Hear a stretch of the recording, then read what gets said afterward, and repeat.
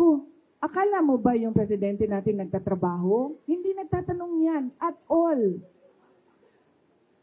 Hindi, I swear to the flag, si BBM, hindi yan siya.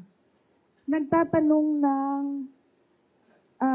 trabaho at all. Kaya napansin nyo ba, walang direksyon yung governance at walang direksyon yung iba't ibang departamento.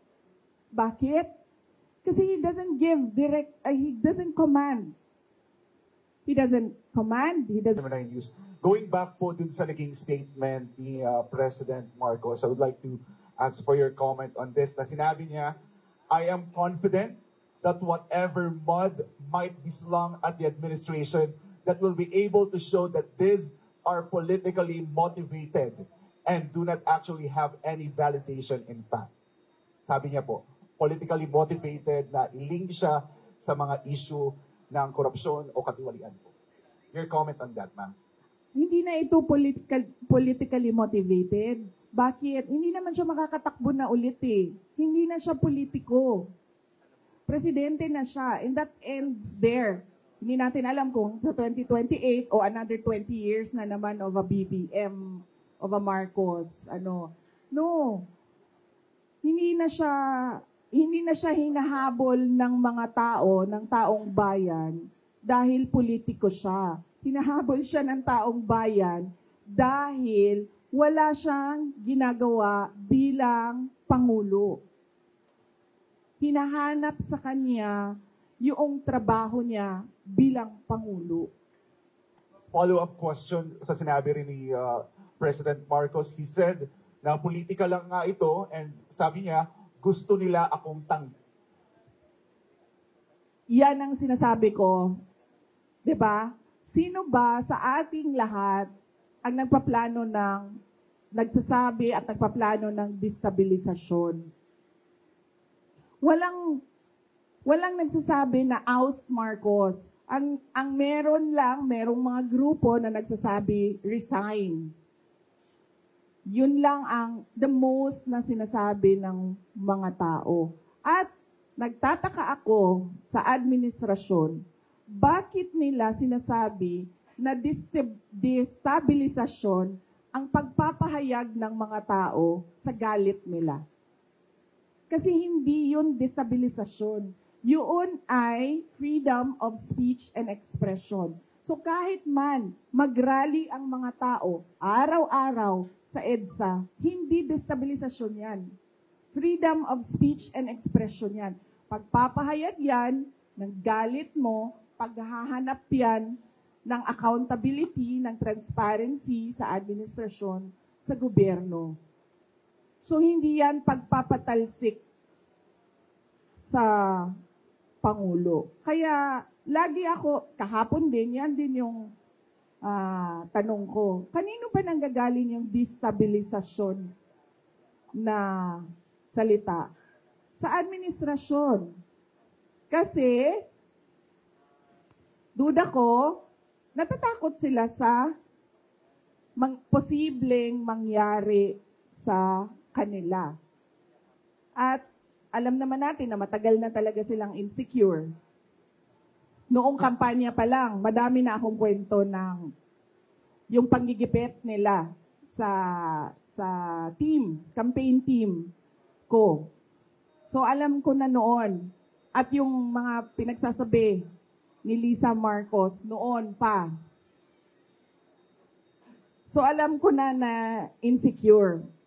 Alam na natin na insecure. Siguro takot. Kaya nila nasasabi may destabilisasyon. Kasi takot sila. Kasi totoo yung sinasabi ng mga tao na ginagawa nila. Hindi nila ma-deny kasi nasa papel 'Di ba? Nakikita mo sa budget ang nangyayari. So hindi ma-deny. So takot. Paranoia, siguro. Kasi 'di ba pag ikaw ay hindi siguro, paranoia talaga yan. Unang-una, insecure. Pangalawa, takot. Pangatlo, paranoia. Kasi ang tao na may bisyo, nagiging paranoid. Na magbibigay lang ako ng example, pinapa-explain ng mga departamento kung saan ako pumupunta at bakit matagal ako sa isang lugar. Ganun na yung papel na umiikot sa loob ng gobyerno. Yan ang politika. 'Di ba?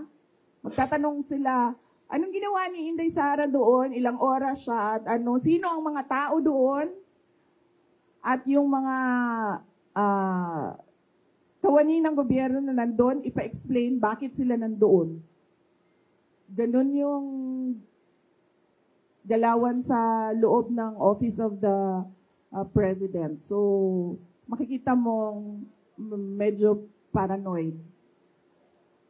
Ma'am, last question. It was the first time na narinig namin sa inyo during your press conference or ambush interview sa Zamboanga kung paano po nagamit yung confidential funds ng Department of Education. And you've mentioned si Zaldico. Ma'am, pwede niyo po bang ibahagi pa sa amin ano yung findings ng DepEd regarding the laptop scandal? And then, ano po ang ginawa ninyo sa findings na ito? Ipinaalam niyo ba President Marcos? May ginawa po bang parang case build-up para kung makasuhan man kung may ikakaso? Yes, gumawa kami ng investigation sa loob ng Department of Education.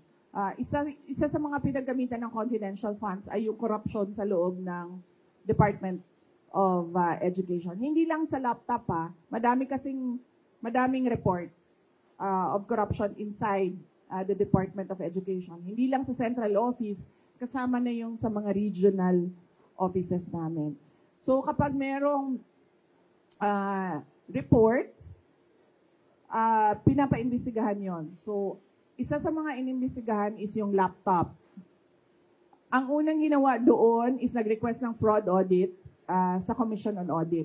Tapos kami, sa loob ng Department of Education, gumawa din kami ng sarili naming investigation para kung ano man yung ma-actionan namin sa loob ng DepEd, ma-actionan na kaagad namin. Unfortunately, yung procurement ng laptop, hindi siya nangyari sa loob ng Department of Education. Nangyari siya sa DBM.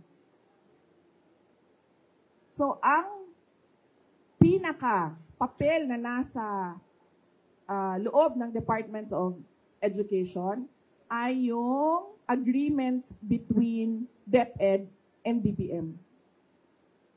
So, hindi pumasok lahat ng procurement documents sa DepEd.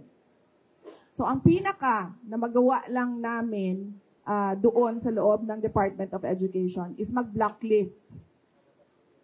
And at that time, hindi pa namin ma-blacklist kasi hindi nga sa amin nangyari yung procurement. So, natali yung kamay namin doon. Kaya inasahan namin na doon sa fraud audit ng Commission on Audit, may lalabas doon na mga personnel involved.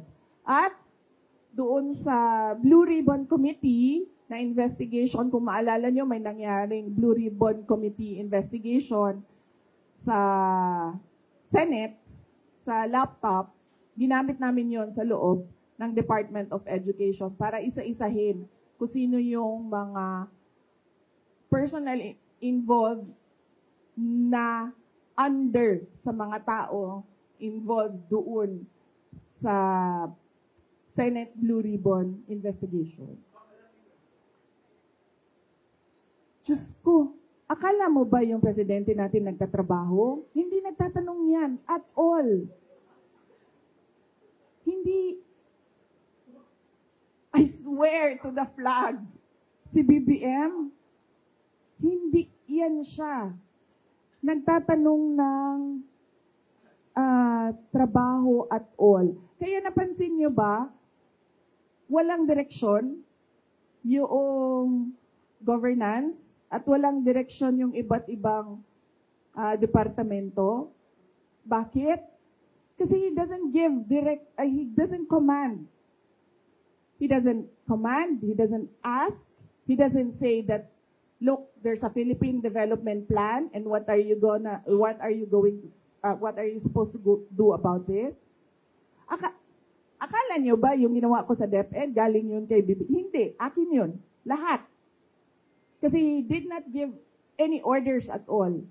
So pag upo ko doon, sabi ko sa mga kasamahan ko, sa mga USEC at ASEC, I think this is our show. Kasi walang participation at all ang Pangulo. So gagawin na lang natin kung ano yung karapat dapat na gagawin para sa edukasyon dito sa ating bayan. So we created the Matatag Agenda. We followed through with the Matatag Curriculum. At unfortunately, hindi kami natapos kasi, yun nga, nag-decide ako na I don't deserve the attacks that were thrown at me by the administration. Kasi ako na nga lang siguro yung kaisa-isa dong nagde-deliver para sa cabinet ni BBM. Tapos ganun pa yung gagawin nila sa akin. O di, nung nawala ako, adi wala na. Wala na siyang accomplishment at all. Thank you very much, Vice President.